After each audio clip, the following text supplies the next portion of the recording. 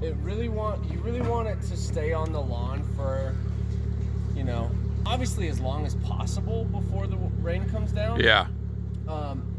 But like a minimum of like 30 minutes. Right. Is pretty. You'll still get pretty good results from it. But in terms of, so I guess like you'll start mixing at the beginning of the day. Yeah. Now, are you guys going to be buying it pre-mixed? Yeah. Or We add about 3 times the water, I think. Okay. Yeah, All it's right. about 3 to 1. Yeah, and then, so I guess the question is really like, is the One Earth mix for you guys? Do you know if it's the iron and soy mixture plus the MDS mixture, or is it like if that's all mixed together at first? Or if I it's think all so. in one? Okay. I think it's all in one, yeah. Okay, yeah, that's kind of what I would imagine too, but just the biggest thing, especially in the summer, like product management is really key because the One Earth will start to go bad. Yeah. Basically, like the nitrogen will just start to eat the other components, and it'll essentially turn into ammonia in your tank.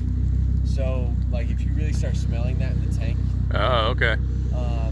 So is that during the day or just during the week kind of a like thing? Throughout the week. Yeah. Like if you, it's really the biggest problem over the weekends. Yeah. So like Fridays you want to make sure your product management is just really accurate. Right.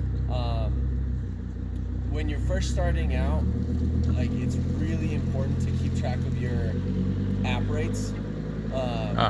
Like job to job. Right. So, because you also have to record how much product you use for the EPA regulations and everything. Right. So, you really want to get into the habit of checking your levels at like before and after each job, just so you know exactly how much you put down. When it comes to spraying, like the one control that you have over your app rate is your walking speed. Yeah. And so that's like once you start doing it a lot, you'll figure out your steady pace. Yeah. But until you get to that point, like just check it every single job. Okay. When you're mixing, you want to cycle the tank for 5 minutes at least, and then I run the hose while I cycle the tank, so I'll just leave the gun off of the hose. And just kind of stick it in there and let it cycle through the hose. Oh, I see. Yeah, because at the end of the day, there's still, depending on the length of your hose, there's still about 5 gallons in these reels. They hold about 5 gallons. So the product in there, if it's over the weekend, the product in there can start going bad. I see. Yeah.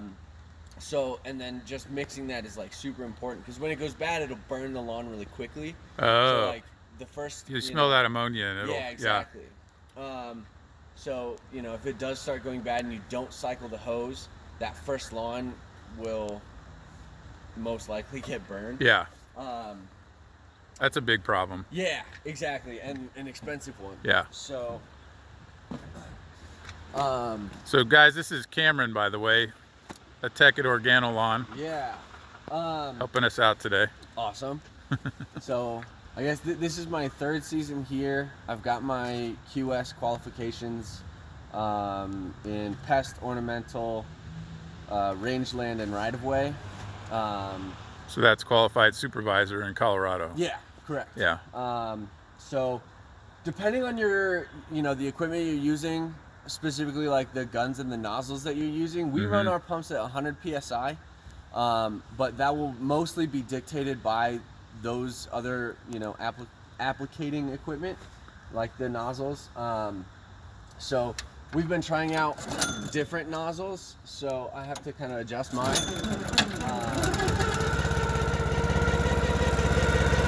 And again, like we're using a different Zeta pump on this truck. The Zeta pumps are plastic. Your regular like standard Honda pumps are kind of metal on the inside. Yeah. The One Earth can actually eat away at the inside of the pump. So that's why we've been trying these Zeta pumps. I haven't really had any problem with this one. But the pressure lever is a little bit different on these ones. other ones are just a silver handle that goes up and down. But this is, adjusting your PSI and then opening your ball valve. That's just kind of Yeah. first. Yeah. Right?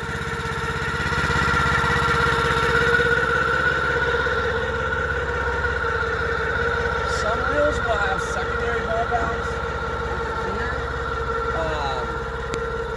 Mine doesn't, which I think is convenient. But, Yeah. And of course, they're all going to be familiar with running through the filters and stuff like that. Yep. So, you always want to keep your high pressure filter clear. If you run your high pressure filter every day, and all it takes is like a quick burst, your nozzle won't clog up nearly as much. Okay. So, and that's, the One Earth can actually stain like wooden untreated fences Right. and even porous rock, stuff like How that. about house siding and stuff like House that? siding, yeah. Like, iron is just pretty powerful. Have you ever seen it do anything to like hardscape? No, because it's water soluble. Okay. Like if you spray the concrete, it'll just wash off. Yeah. With like a hose, so that's okay. We carry these little squirt bottles. It's kind of it's just a really low tech. Yeah, it's kind of stuck in there, but it's just a really low tech way to, like, if you spray a fence, you gotta clean it off. Clean it off right away. Yeah. Otherwise, it'll stain, and then you gotta go back and Right. fix the fence. And Right. It's just, Brad calls it death by 1,000 cuts. But that's why I bring up clearing that nozzle every day. Yeah. Is because you'll get, like, the spray pattern on these is like a cone, and you'll get one stream of that flies off in a crazy direction if it gets clogged, and that's what's gonna hit a fence. Right. So just keeping like a squirt bottle or something. We thought about the idea of having squirt guns, but Yeah. So with the pump, you said, does it eat away at the metal one? Is what you found? So you're trying the plastic? Yeah, exactly. Okay. All right. So, and I'll kind of talk about that, like sort of how we remedy that a little bit when we're done shooting here. Yeah. The big things you want to look out for when you're applying are the edges and dry spots. Okay. So the iron is safe for the grass, but it's still relatively stressful. Right. So a spot that's already stressed out, like a brown, a brown spot or something like that, you kind of want to apply a little bit lighter there, which basically just means walking just a little faster. Okay. Right? Edges, there are kind of two methods that we've been trying with edges. So one is just like a kind of a direct spray. When I'm spraying and like pulling a hose, I like to keep it over my shoulder, just because it takes a lot of less pressure, especially when you're pulling like 300 feet. It's really heavy. I like to hold it here. Some of the guys hold it behind their backs. Here, some guys even hold it in front. It's really just, whatever's comfortable. But when you're spraying the edges, one of the methods is to point really close, like directly to the ground, and then walk really, really quickly. So that way you want to walk faster because it's a more direct spray, so the spray is really concentrated, and you have there's a higher chance of, it's wet, of burning the lawn that way. So let me go restart my motor. Yeah. Let me actually